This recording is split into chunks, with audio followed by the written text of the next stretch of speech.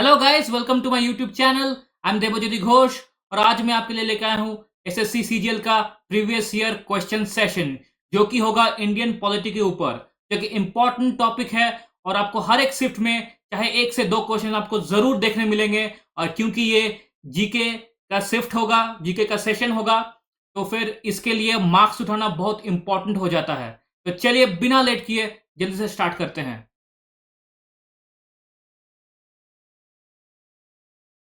Question number one. Population control and family planning is listed in the dash list given in the seventh schedule in the Constitution of India. जब भी देखिए बोलेगा seven schedule, तो ये schedule किसके ऊपर dependent है? Transfer of powers या distribution of powers between the union and the states. इसमें तीन लिस्ट आते हैं, एक यूनियन, एक स्टेट और एक कॉन्करेंट। तो population control and family planning is depend on concurrent list. ये हमेशा कॉन्करेंट लिस्ट में आता है।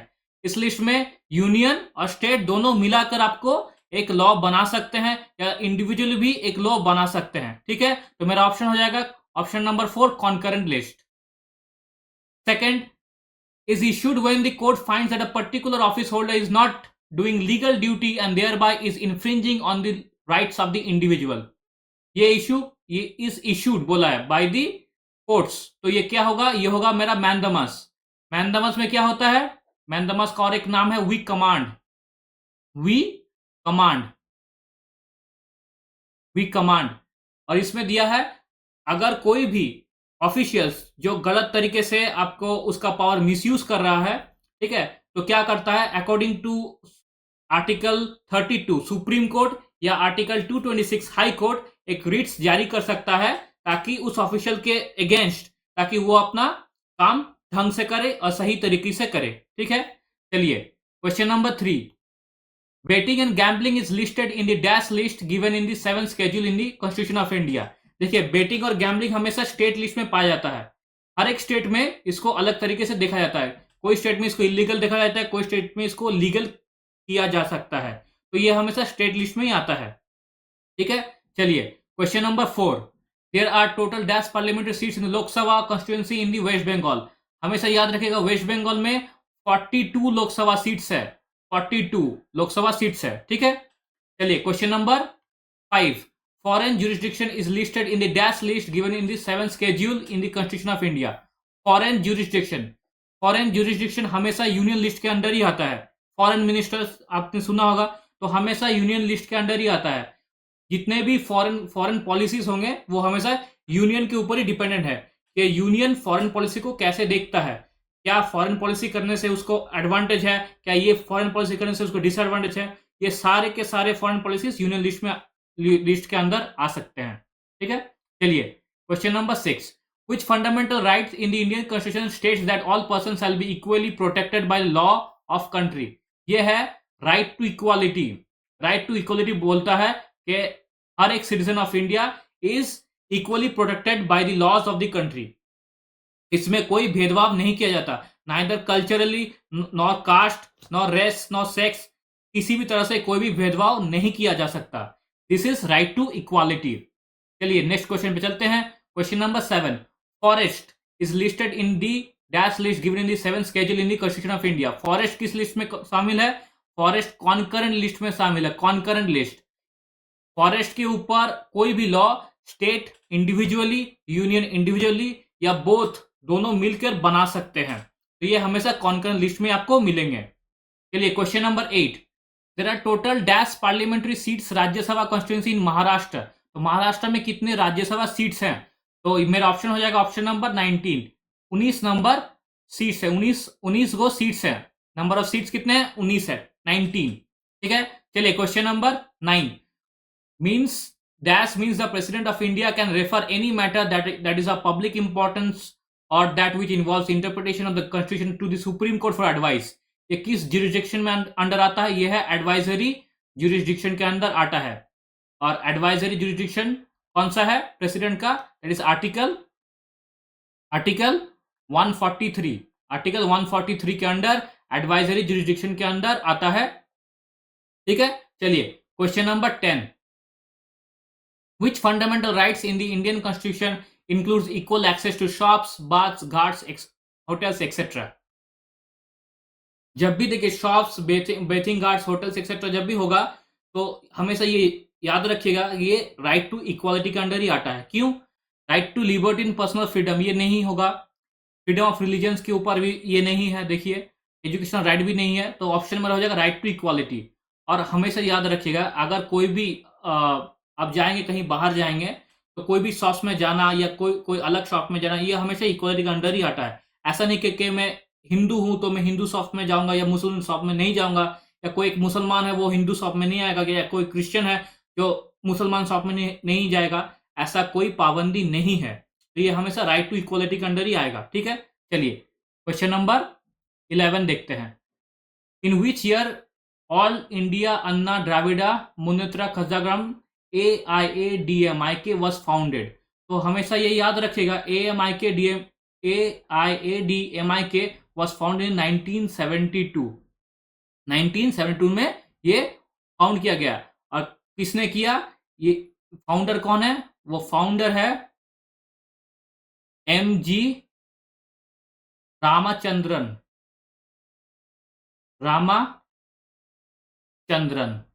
MG रामाचंद्रन, इन्होंने AIADMIK को गठन किया, मतलब founder, he is a founder.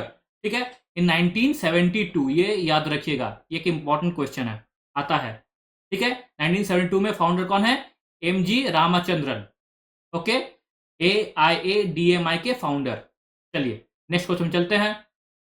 Question number 12, writ is issued by a higher court, high court or supreme court when a lower court has considered a case going beyond its jurisdiction। जब भी beyond its jurisdiction का बात आता है, तो हमेशा याद रखेगा वो होगा प्रोहिबिशन। प्रोहिबिशन में बोला जाता है एक हायर कोर्ट एक लोअर कोर्ट को ऑर्डर करता है कि ये तुम्हारा जुरिस्डिक्शन नहीं है, तुम ऐसा केस को अपने ऊपर नहीं ले सकते। ठीक है, कुछ भी अगर ऐसा केसेस हो जो एक लोअर कोर्ट के जुरिस्डिक्शन के बाहर चल जाता है, तो क्या कर सकते हैं कि आप प्रोहिबिशन डाल सकते हैं, और प्रोहिबिशन डाल के उसको हाई कोर्ट या सुप्रीम कोर्ट तक ले जा सकते हैं। ठीक है, चलिए, और जब भी ऐसा करेंगे वो एक अपीलेट जुरिस्डिक्शन के अंदर आ जाएगा, फॉर सुप्रीम कोर्ट और हाई कोर्ट। ठीक है, चलिए नेक्स्ट क्वेश्चन चलते हैं। Question number 13, trade union is listed in the dash list given in the 7th schedule of the constitution of India. तो ट्रेड यूनियन कौन से लिस्ट में आता है? देखिए, ट्रेड यूनियन हमेशा कॉन्करेंट लिस्ट में आएगा। क्यों? स्टेट में भी ट्रेड यूनियन बना सकते हैं, स्टेट वाइज में जो होता है। आप यूनियन में जब रहेंगे, तो एक जो सेंट्रल यूनियन जो होता है, उसमें भी आप एक ट्रेड यूनियन बना सकते हैं। तो ट्रेड यूनियन बनाना एक जो यूनियन है, जो ट्रेड का जो लेबर यूनियन होता है या ट्रेड यूनियन होता है, उनका एक अधिकार है। तो ये हमेशा कॉन्करेंट लिस्ट में ही आएगा। ठीक है, चलिए नेक्स्ट क्वेश्चन पे चलते हैं। Question number 14, there are total dash parliamentary seats Rajya Sabha constituency in Sikkim. Sikkim में कितना सीट्स है? सिक्किम में सिर्फ एक सीट्स है राज्यसभा में। सिक्किम बहुत ही छोटा सा है। सिक्किम बहुत छोटा सा, देखिए वेस्ट बंगाल के ठीक ऊपर में होता है सिक्किम, तो बहुत छोटा स्टेट है। तो अकॉर्डिंग टू दैट पॉपुलेशन, वो हमें राज्यसभा में देखिए हमेशा वो एक सीट ही एलोकेट किया गया है। ठीक है, allocation of seats in Rajya Sabha, वो हमेशा एक ही सीट एलोकेट किया गया है। ठीक है, चलिए question number 15, there are total of dash parliament seats Rajya Sabha constituency in Orissa. Orissa में देखिए कितने सीट्स है? तो 10 सीट्स है, 10 राज्यसभा सीट्स है। उड़ीसा कहाँ है? वेस्ट बंगाल के ठीक नीचे। अगर आप देखेंगे वो साउथ वेस्टर्न रीजन में होगा वेस्ट बंगाल में, साउथ वेस्टर्न रीजन, ठीक है, ऑफ वेस्ट बंगाल। वहां से स्टार्ट होता है उड़ीसा। उड़ीसा में कितने सीट्स है? सिर्फ 10 सीट्स है। ठीक है, 10 राज्यसभा सीट्स। चलिए नेक्स्ट क्वेश्चन चलते हैं। Question number 16, means cases that can be directly considered by the supreme Court without going to the lower courts before that. देखिए यहां पर बोला गया है कि जितने भी केसेस होंगे जो डायरेक्टली सुप्रीम कोर्ट को आप ले जा सकते हैं, वो होता है original jurisdiction of supreme court. मतलब कुछ केसेस ऐसे बनते हैं जो डायरेक्टली आप सुप्रीम कोर्ट तक पहुंचा सकते हैं डायरेक्टली, आपको कोई लोअर कोर्ट से जाने की जरूरत है नहीं। जब कभी भी लोअर कोर्ट से आपको जाना होगा सुप्रीम कोर्ट तक, उसको कहते हैं एपिलेट ज्यूरिसडिक्शन अंडर आर्टिकल 132। लेकिन जब भी होगा ओरिजिनल ज्यूरिसडिक्शन जो कि डायरेक्टली आप सुप्रीम कोर्ट तक ले जा सकते हैं, वो होगा अंडर आर्टिकल 131, अंडर आर्टिकल 131। ठीक है, ये है ओरिजिनल ज्यूरिसडिक्शन। तो मेरा आंसर आ जाएगा ओरिजिनल ज्यूरिसडिक्शन। ठीक है, ऑप्शन नंबर 1। चलिए नेक्स्ट क्वेश्चन चलते हैं। Question number 17, constituent assembly of India was founded on which year. देखिए Constituent Assembly of India was founded on 1946 और फर्स्ट मीटिंग हुआ था 9 दिसंबर और इसके प्रेसिडेंट कौन थे? डॉक्टर एस सिन्हा, डॉक्टर सच्चिदानंद सिन्हा, डॉक्टर सच्चिदानंद सिन्हा। ठीक है, ये थे फर्स्ट प्रेसिडेंट और वो हुए थे 9 दिसंबर 1946 को। ठीक है, चलिए नेक्स्ट सवाल पर चलते हैं। Question number 18, there are total dash parliamentary seats in Rajya Sabha constituency in Punjab. Punjab में टोटल 7 सीट्स है, राज्यसभा सीट्स कितने हैं? टोटल 7 सीट्स है पंजाब में। ठीक है, चलिए नेक्स्ट सवाल पर चलते हैं। Question number 19, who amends the constitution, मतलब किसके पास पावर है टू अमेंड द कॉन्स्टिट्यूशन? हमेशा याद रखिएगा, पार्लियामेंट के पास पावर है to amend the constitution under article क्या है ये? आर्टिकल 368। आर्टिकल 368 के तहत पार्लियामेंट के पास पावर है टू अमेंड द कॉन्स्टिट्यूशन।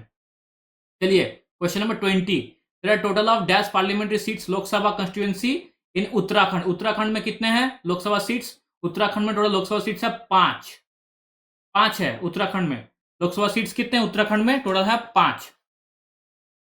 ठीक, चलिए नेक्स्ट सवाल पर चलते हैं। Question number 21, taxes on lands and building is listed in the dash list given in the 7th schedule in the constitution of India. तो हमेशा याद रखिएगा, taxes on lands and buildings हमेशा स्टेट लिस्ट में आता है। किसी स्टेट का जो लैंड है, जो लैंड का जो भाव है वो ज्यादा होता है, वहां पर ज्यादा टैक्स दिया जाता है, और किसी स्टेट्स का जो लैंड है वहां पर कम टैक्स दिया जाता है। इसलिए जो taxes on land and buildings होता है उसको हमेशा स्टेट टैक्स में ही गिना जाता है, वो हमेशा स्टेट लिस्ट में ही आएगा। ठीक है, चलिए नेक्स्ट सवाल पे चलते हैं। Total dash parliament seats in Rajya Sabha in Tripura. Tripura में कितने राज्यसभा सीट्स हैं? तो त्रिपुरा में एक राज्यसभा सीट्स है, सिर्फ एक, ओनली वन राज्यसभा सीट्स है। ओके, चलिए नेक्स्ट सवाल पे चलते हैं। Which fundamental rights in the Indian Constitution allow citizens to be moved the court if they believe that any of their fundamental rights have been violated by the state? ठीक है, तो ये देखिए, which fundamental rights, this is right to constitutional remedies। क्या होगा option? Right to constitutional remedies under article 32 of the Supreme Court and Article 226 of the High Court। ये होगा supreme court, ये होगा हाई कोर्ट। जब कभी भी आपका फंडामेंटल राइट्स, ठीक है, फंडामेंटल राइट्स जब कभी आपका उल्लंघन होता है तो आप राइट टू कॉन्स्टिट्यूशनल रेमेडीज में जाकर आर्टिकल 32 में सुप्रीम कोर्ट से या आर्टिकल 22 और 226 में हाई कोर्ट से आप याचिका दायर कर सकते हैं। ठीक है, चलिए नेक्स्ट सवाल पर चलते हैं। Question number 24, Dash means that the President of India can refer any matter that is of public importance or to that which involves interpretation of the Constitution to Supreme Court for advice। ये हमेशा याद रखिएगा, advisory jurisdiction है और ये किसका है? ये पावर है प्रेसिडेंट के पास, ताकि वो जाके आपका सुप्रीम कोर्ट से एडवाइस ले सके because of some bill or some any other action that he or she might take regarding the welfare of our nation. ठीक है, ये एडवाइजरी जुरिस्डिक्शन आपको मिलेगा under article 143।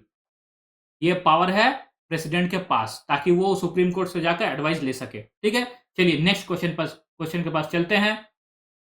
Question number 25, under which of the following jurisdiction can any individual whose fundamental right has been violated can directly move to the supreme court for remedy? उसको कहते हैं writ jurisdiction. क्या कहते हैं इसको? Writ jurisdiction. मैंने देखिए कुछ सवाल पहले मैंने कहा था, ये आर्टिकल क्या है?